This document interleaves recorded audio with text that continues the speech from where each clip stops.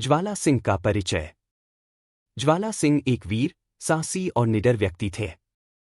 वह एक छोटे से गांव में रहते थे, जहां उनकी बहादुरी के किस्से दूर दूर तक फैले हुए थे।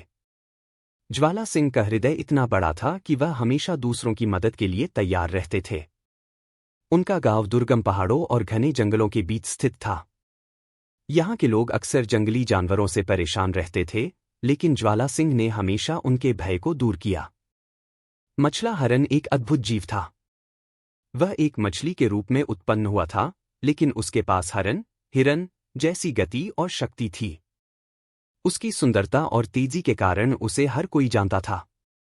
वह जल में रहकर भी वन में अपनी उपस्थिति दर्ज कराता था। मछला हरन की खासियत यह थी कि वह जल और भूमि दोनों में ही स्वतंत्रता से घूमता था। एक दिन जब ज्वाला सिंह जंगल में शिकार पर गए थे, उन्होंने एक सुंदर तालाब देखा। तालाब के बीच में एक अद्भुत मछली तैर रही थी। वह मछली कोई साधारण मछली नहीं थी, बल्कि वह मछला हरन थी। ज्वाला सिंह ने जब उसे देखा तो उसकी खूबसूरती पर मंत्रमुग्ध हो गए। उन्होंने उसे पकड़ने का प्रयास किया, लेकिन मछला हरन इतनी तेजी से तैर गई कि वह उसे पकड़ नहीं सके। इस दौरान मछला हरन ने ज्वाला सिंह से कहा, अगर तुम मुझे पकड़ना चाहते हो तो पहले मुझे जान लो। मैं केवल एक मछली नहीं हूं, मैं तुम्हारे साथ एक दोस्ती करना चाहता हूं। ज्वाला सिंह ने मछला हरन की बात सुनी और उसकी बातों में छिपी समझदारी को समझा। उन्होंने कहा, मैं तुम्हारी मित्रता का स्वागत करता हूं, लेकिन तुम मुझे अपने बारे में बताओ। मछला हरन ने कहा, मैं एक अद्भुत जीव हूं जो जल और भूमि दोनों में रहने की क्षमता रखता हूं। मुझे अपनी ताकत और बुद्धिमानी से सभी को सुरक्षा प्रदान करनी है।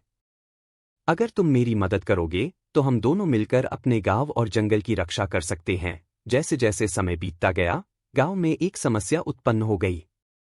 जंगल में एक भयंकर बाघ ने आतंक मचा रखा था। लोग बाघ से डरकर अपने खेतों में जाने से कतराने लगे थे। गांव के मुखिया ने ज्वाला सिंह से मदद मांगी, क्योंकि वह सबसे बहादुर व्यक्ति माने जाते थे। ज्वाला सिंह ने बाघ का सामना करने का निश्चय किया, लेकिन उन्होंने सोचा कि अकेले जाना ठीक नहीं होगा।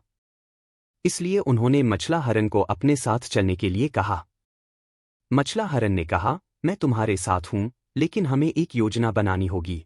ज्वाला सिंह और मछला हरन ने मिलकर एक योजना बनाई।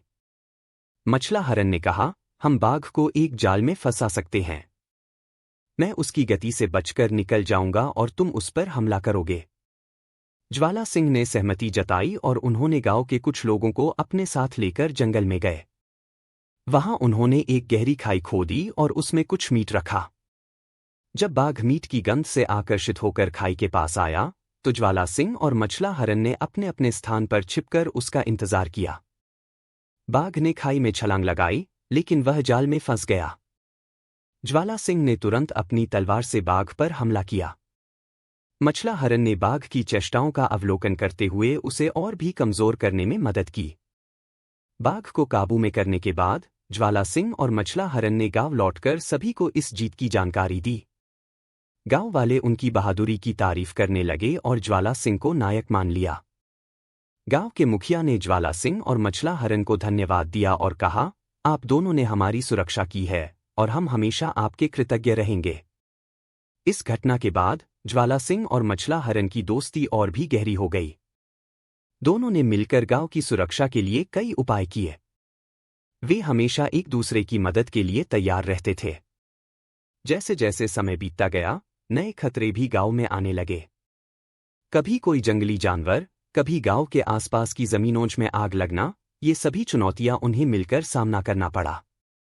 एक दिन गांव के नजदीक एक बड़ा आग का चक्र आया। ज्वाला सिंह और मछला हरन ने मिलकर गांव वालों की मदद की। उन्होंने सभी को सुरक्षित स्थान पर पहुंचाया और आग पर काबू पाने के लिए योजना बनाई। इस घटना ने ज्वाला सिंह और मछला हरन की साहस और बुद्धिमानी को और भी उजागर किया। गांव के लोग उन्हें अपने नायक मानते थे और उनकी कहानी सुनाते थे।